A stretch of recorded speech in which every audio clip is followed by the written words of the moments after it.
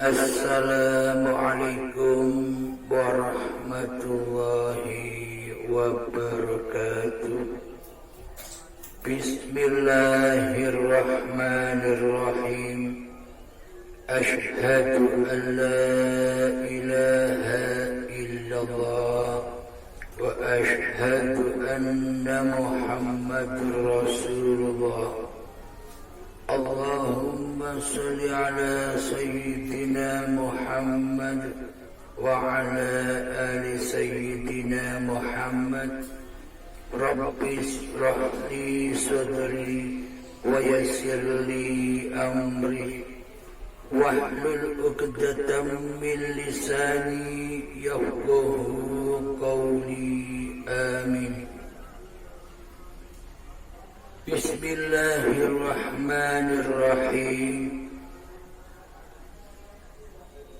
Malam ini kami akan mengkaji surat Al-Kahf ayat 16.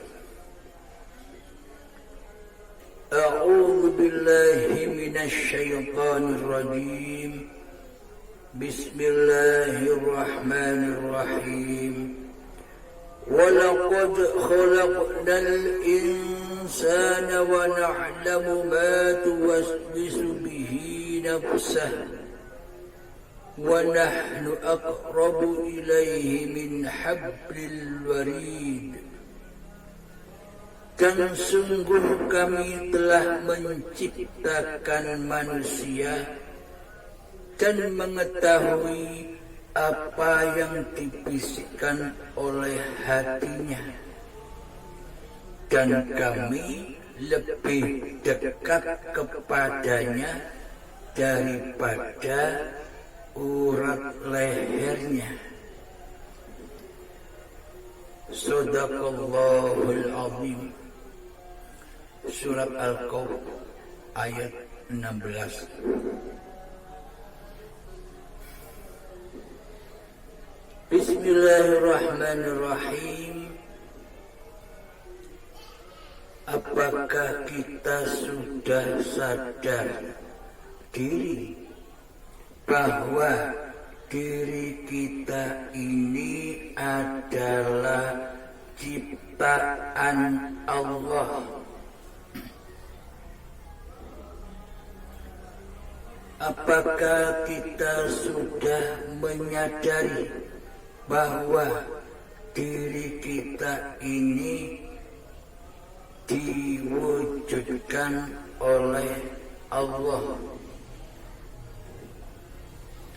Apakah kita sudah menyadari bahwa badan-badan ini dihidupi oleh Allah? Jadi badan ini tidak hidup sendiri, akan tetapi badan-badan ini dicipta dengan hidupnya Allah. Tanpa hidupnya Allah, maka badan-badan kita ini tak akan tercipta. Jadi mari kita buktikan bahwa hidup inilah Allah. Mari kita buktikan. Sejak kapankah badan-badan ini awal dihidupi oleh Allah? Sejak dari tanah yang mati itulah badan-badan ini, cikal bakal badan ini yang dari tanah, tanah itu dihidupi oleh Allah.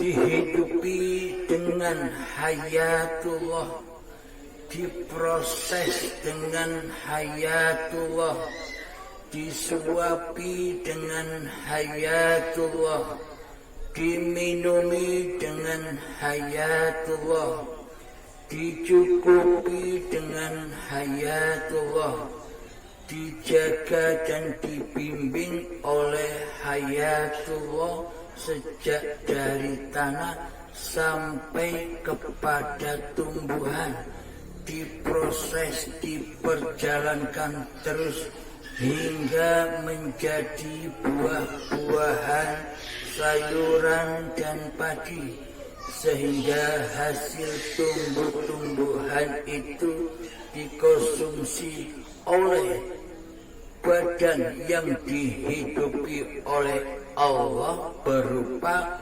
kedua orang tua kita. Setelah makanan-makanan itu dimakan oleh kedua orang tua kita, maka orang tua kita, kedua orang tua kita tidak ikut-ikut memproses di dalamnya. Kedua orang tua kita tidak ikut-ikut memilah-milah makanannya, karena badan-badan ini ciptaan Allah, jadi yang mengurusi juga Allah di dalam pencernaan kedua orang tua kita. Sehingga dipilah-pilahlah saripati makanan itu sehingga menjadi sperma dan sel telur. Apakah sperma ciptaan ayah kita, bapak kita, dan apakah sel telur itu ciptaan ibu kita? Kan tidak. Semua itu diproses dan dicipta oleh hidup yang menghidupi badan-badan kedua orang tua kita. Seumpama hidup ini milik kedua orang tua kita, seumpama hidup ini milik manusia, maka pasti yang memproses, pasti yang mencipta sperma dan sel telur adalah manusianya. Bila memang hidup dan badan ini milik manusianya. Akan tetapi selama ini manusia tidak ikut-ikut memproses, menjaga, mencukupi apa-apa yang dibutuhkan oleh tubuh ini. Maka dari itu hiduplah yang memproses, Allah lah yang memproses, Allah lah yang mencipta, Allah lah yang membimbing seluruh keadaan di dalam tubuh kita semua. Seumpama hidup dan badan ini milik kita manusia, maka setelah makan dan minum pastilah kita yang memproses seluruh makanan dan minuman yang sudah kita konsumsi. Cara memprosesnya adalah tangan kita, kedua tangan kita masukkan lewat mulut, terus dimasukkan sampai menuju ke pencernaan. Di situ tangan kita memilah-milah saripati makanan, sehingga ini dijadikan daging, ini dijadikan darah, ini dijadikan energi, ini dijadikan vitamin, ini dijadikan kotoran. Seumpama hidup dan badan ini milik kita, tentulah kitalah yang mengurus semua itu. Akan tetapi nyatanya selama ini kita tidak tahu apa-apa. kita tidak ikut mengurus apa-apa yang ada di dalam tubuh ini. Karena tubuh ini, karena badan ini bukan ciptaan manusia, bukan milik manusia. Jadi yang memilikilah yang mengurusi semua kebutuhan badania yang diciptakannya, yakni hayatullah. Tanpa ada Allah, tanpa ada hayatullah, maka seluruh proses kejadian cikal bakal badan kita ini tidak akan terwujud. Maka dari itu Allah menciptakan manusia, dan Allah mengetahui apa-apa yang dibisikkan oleh hati manusia.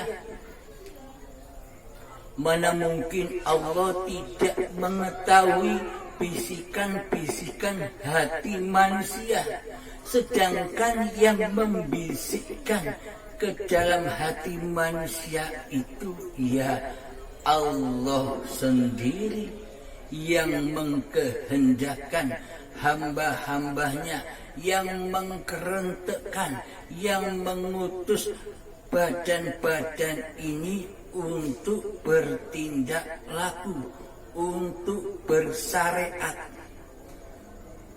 Jadi syariat di sisi Allah itu adalah seluruh pergerakan badan inilah syariatnya Allah. Sejak manusia bangun tidur hingga tidur lagi, semuanya pergerakan itu adalah pergerakannya Allah, pergerakannya hidup, bukan pergerakan manusianya sendiri. Akan tetapi selama ini kita tidak menyadari itu semua. Kita selama ini tidak menyadari bahwa Allah itu lebih kuasa daripada diri kita. Karena kita sebagai yang dicipta, mana mungkin bisa melakukan apa saja tanpa yang mencipta. Bila diri kita ini merasa pemilik hidup dan badan ini, berarti yang mencipta adalah diri kita sendiri, bukan? Akan tetapi selama ini kita seakan-akan memposisikan diri di hati kita seolah-olah seperti pencipta hidup dan badan ini.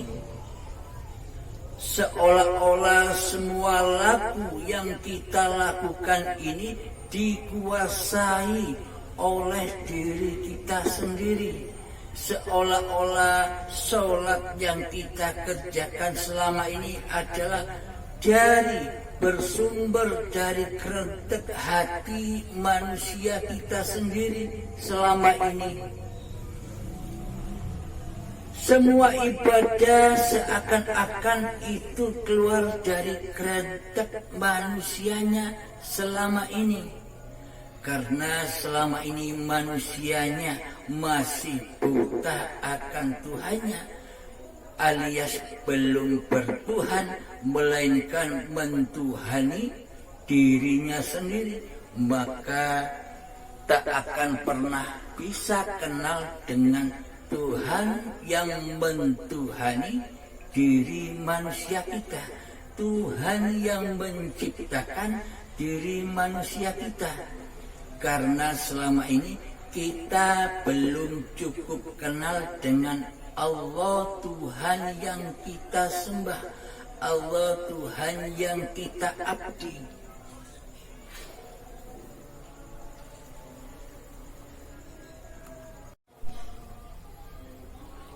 Dan seolah-olah selama ini kitalah yang merasa jadi penguasa, seolah-olah kitalah selama ini yang berkedudukan menjadi Allah.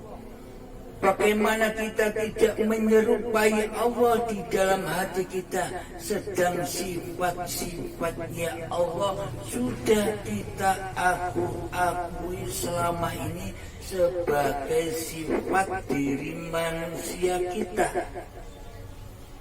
Kita tidak terasa, kita tidak menyadarinya bahwa selama ini kitalah yang mengaku-ngaku jadi Allah, tapi tidak sadar. Coba buktikan siapakah yang wujud di hati kita selama ini. Kan diri manusianya, daripada Tuhan pencipta diri manusianya.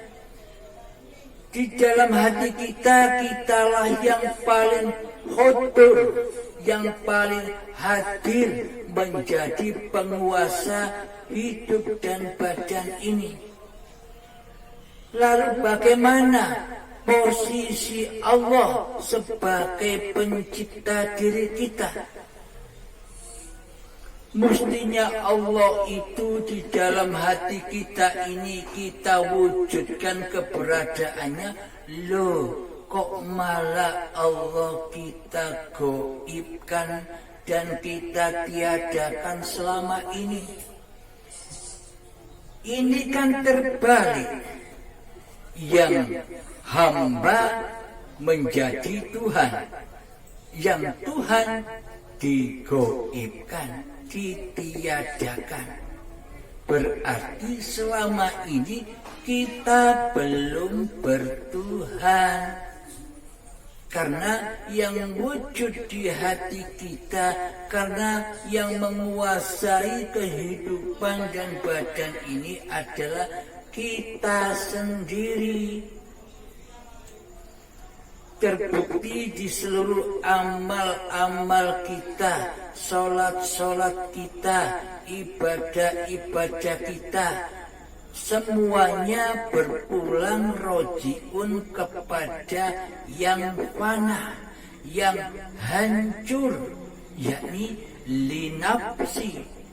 Ibadahku hamba, sholatku hamba, puasaku hamba, sedekahku hamba, zakatku hamba, hajiku hamba, seluruhnya tertuju kepada kehancuran.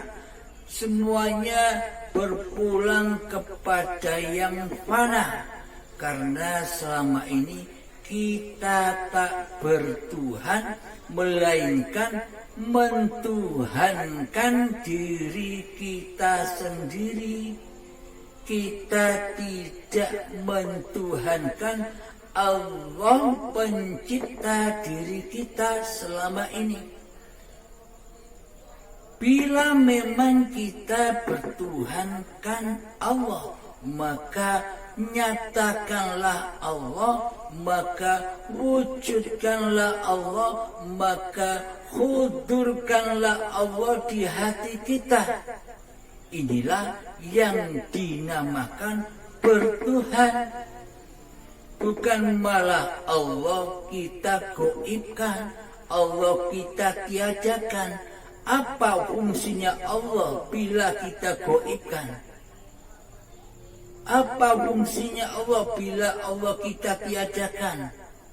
Itu tandanya kita tak rela, kita tak ridho bahwa Allah itu Tuhan kita, Allah itu pencipta manusia kita, dan Allah itu penguasa di seluruh apa-apa yang kita kerjakan. Bismillahirrahmanirrahim. Wa nahnu aqrabu ilaihi min hablil warid. Dan kami lebih dekat kepadamu daripada urat lehermu. Urat leher ini adalah urat kehidupan badan, urat kehidupan manusianya. Namun apabila manusia ini masih merasa menjadi Allah, yakni manusia merasa masih diri manusianya yang merasa hidup, maka manusia tak akan pernah berjumpa dengan yang lebih dekat dari diri manusianya. Siapa? Allah. Maka manusia akan buta kepada Tuhannya. Bila hati manusia buta akan Allah Tuhannya, bagaimana mungkin manusia bisa mengabdi kepada hal yang ditiadakannya, kepada hal yang digoibkannya? Logikanya begini. Apabila kita bertuhankan kepada Allah, maka wujudkanlah Allah di hati kita. Hidupkanlah hidup ini milik Allah. Kuasa ini milik Allah. Inilah hakikatnya bertuhan. Jadi manusia kembali kepada kebalikan sifat-sifatnya Allah yang selama ini diakui sebagai sifat manusianya. Yang asalnya manusia merasa wujud, harus dengan rela dan ridho kembali menyatakan bahwa manusia itu bersifat adam, tidak ada. Maka tiadakanlah kewujudan dari manusia kita, maka tiadakanlah kehidupan diri manusia kita, maka tiadakanlah kuasa diri manusia kita. Maka inilah yang dikatakan bertuhan, menjadi abdun, menjadi abdi, yakni manusia yang bertuhankan Allah secara nyata. Maka dari itu iman dan Islam itu tidak cukup hanya yakin saja, yakinnya abal-abal. Yakin Allah Tuhanku tapi tidak kenal Allah, mana mungkin dikatakan bertuhan. Yakin bahwa yang ia sembah di dalam sholat dan ibadahnya Allah, namun di dalam sholat dan ibadahnya ia tidak menyaksikan Allah. Kita tidak menyaksikan Allah di dalam seluruh sholat dan ibadah kita. Yang kita saksikan selama ini siapa? Yang kita saksikan selama ini adalah diri kita sendiri sebagai Tuhannya, diri kita sendiri sebagai penguasanya di dalam seluruh sholat dan ibadah-ibadah kita selama ini. Selama ini sesungguhnya iman kita ini dusta. Kita sama sekali tak beriman kepada Allah. Kita tak beriman kepada Inna salati wa nusuki wa mahyaya wa mamati lillahi rabbil alamin. Bahwa sholatku, bahwa ibadahku, hidup dan matiku ini hanya milik Allah, bukan milik manusianya. Bila hidup saja sudah milik Allah, bagaimana manusia bisa punya apa-apa? Bagaimana manusia bisa mengakui apa-apa? Bagaimana manusia bisa merasa memiliki apa-apa, sedangkan hidup saja tak punya? Maka dari itu, bila manusia sudah menyadari, sudah memakrifati hakikat diri sejati manusianya, maka akan sadarlah manusia di alam ketiadaannya. Manusia hanya menyatakan bahwa Allah lah yang wujud, Allah lah yang hidup. Bismillahirrahmanirrahim dalam surat Al-Hadid ayat 3. Huwal awwal wal akhir wa zahir wal batin wa huwa bikulli syai'in alim. Dialah yang awal dan dialah yang akhir, dan dialah yang zahir dan dialah yang batin, dan dia maha mengetahui segala sesuatu. Apa makna zahir batinnya Allah itu? Kullu mauludin yuladu 'alal fitrah. Seluruh bayi yang terlahir ke dunia ini dalam keadaan suci, bersih dan fitrah. Siapakah yang maha suci itu? Manusianya kah? Inilah bukti tauhid batinnya Allah, yakni hidup yang ada di bayi itulah yang maha suci, dan badan bayi itulah yang maha suci. Tauhid batinnya Allah. Batinnya adalah hidup, zahirnya Allah adalah badan-badan ciptaannya ini. Badan-badan seluruh manusia inilah bukti zahirnya Allah. Maksudnya bukan bentuk-bentuk zahirnya Allah. Yang dimaksud zahirnya Allah itu adalah bukti bahwa Allah lah pencipta badan-badan manusia ini. Bukti bahwa hidup itu wujud. Bukti bahwa hidup itu maha suci. Jika hidup itu maha suci, berarti tidak ada hidup lagi kecuali hayatullah. Jadi ketika kita masih merasa di hati kita bahwa hidup ini adalah hidup manusia kita, inilah kedustaan manusia. Dan seluruh apa yang dikerjakannya, dan seluruh amal apa-apa yang dikerjakannya, dan seluruh ilmu-ilmu yang diunggul-unggulkan, itu semuanya dusta.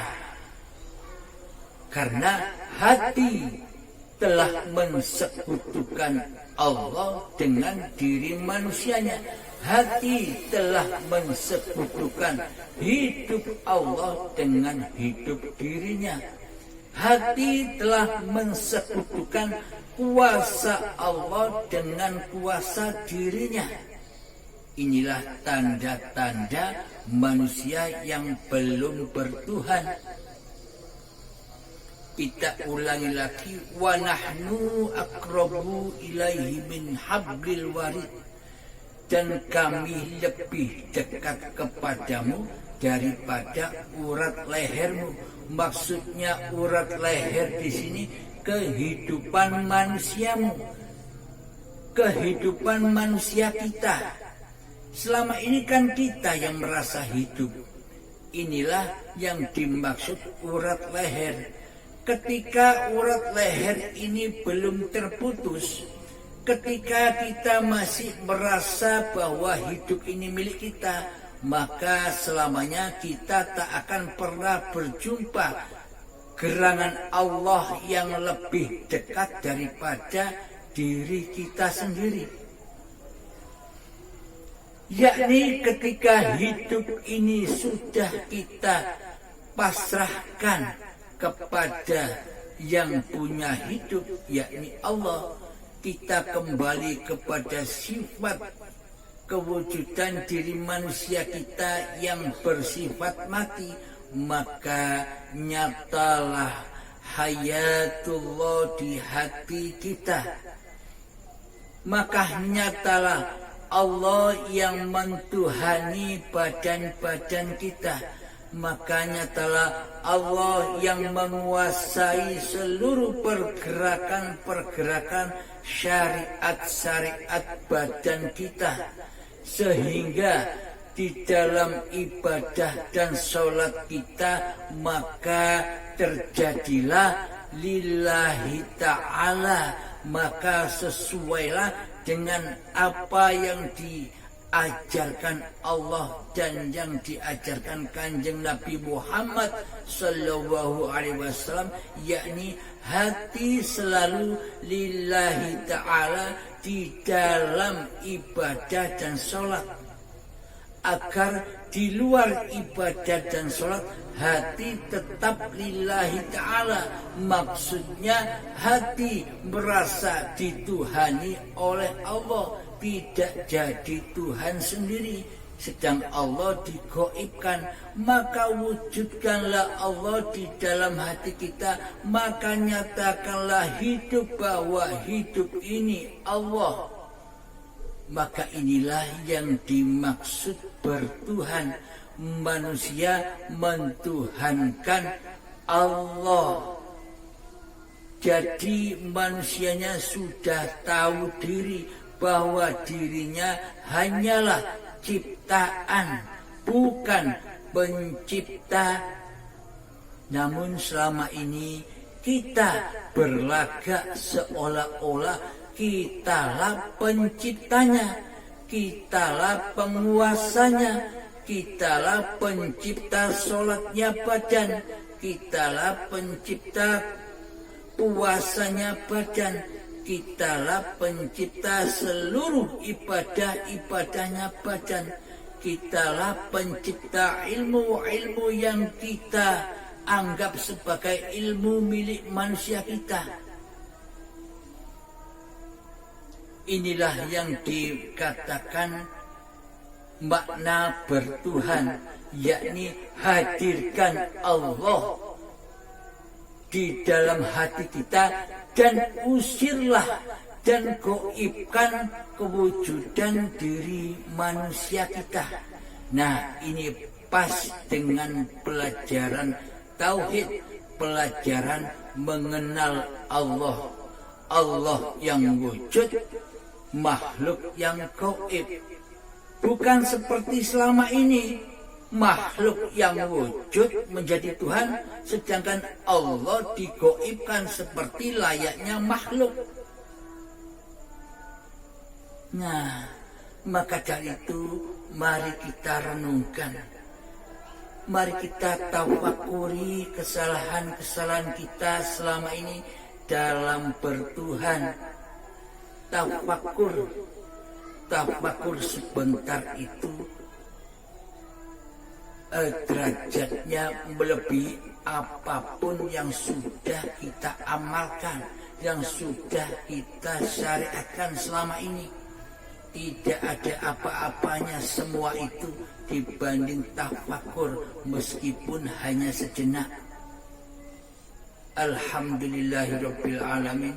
Semoga kita semua selalu dibimbing oleh Allah Subhanahu wa ta'ala. Amin, amin, amin ya rabbal alamin. Wa akhirul kalam, assalamualaikum warahmatullahi wabarakatuh.